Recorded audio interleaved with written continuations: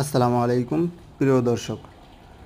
আমরা প্লাম্বিংয়ের কাজ কোর্স চলতেছে। এই কোর্সে আমরা এখন দেখাচ্ছি যে কিভাবে একটি জিআই পাইপে থ্রেড কাটা হয় এবং কিভাবে জিআই পাইপ কাটা হয়।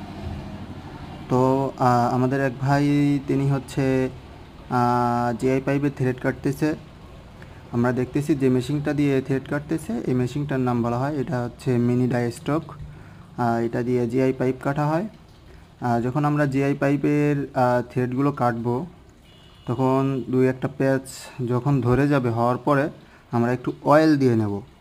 অয়েল দেওয়ার কারণে হবে কি, যে পাইপে যখন এটা হয়, ঘষা লাগে, ঠিক আছে, তখন পাইপটা অতিরিক্ত গরম হয়ে যায়।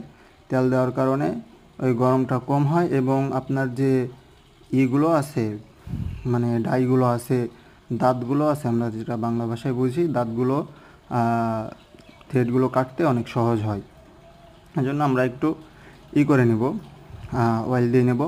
এরপর হচ্ছে আমাদের যে টিপিআইটা আছে, যে মানে একটা 1/2 ইঞ্চি পাইপে আমরা কতটা প্যাচ কাটবো, এইটা সবচেয়ে তো গুরুত্বপূর্ণ। আমরা কিভাবে একটা পাইপে, দেখা যাচ্ছে যে 1/2 ইঞ্চি একটা পাইপে 1/2 ইঞ্চি জায়গায় আমরা 60টা করে থ্রেড কাটবো। যদিও আমাদের খাতা কলমে লিখতে হলে সে সমস্ত জায়গায় আমাদের 14টা লিখতে হয়, কিন্তু আমরা থ্রেড কাটার সময় 60টা কাটবো। আর এখন যে মেশিনটা দেখতেছেন, এটা হচ্ছে জিআই পাইপ কাটার। এই জিআই পাইপ কাটারের মাধ্যমে খুব সুন্দর করে জিআই পাইপগুলো কাটতে হয়। আর এটা ব্যবহার করাও একদম সহজ।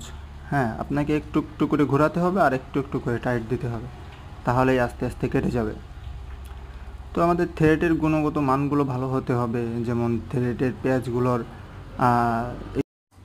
প্যাচগুলো একটু সূচালো হতে হবে, তারপর হালকা একটু কেনাকানি থাকতে হবে, তারপর প্যাচগুলো ভাঙা যাবে না। এগুলো হচ্ছে একটা থ্রেডের ভালো গুণাগুণ, এগুলো থাকতে হবে। তারপর টিপিআই সংখ্যাটা ঠিক রাখতে হবে, যে কয়টা হলো, 60টার জায়গায় যাতে 8টা না হয়ে যায়।